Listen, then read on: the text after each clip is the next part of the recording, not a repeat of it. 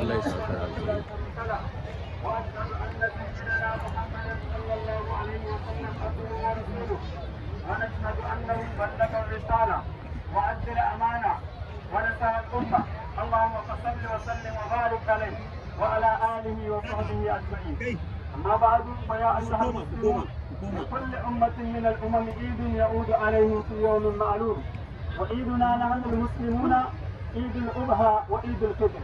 عن انس رضي الله عنه قال: قدم رسول الله صلى الله عليه وسلم المدينه ولهم يومان يلعبون فيهما، فقال: ما هذان اليومان؟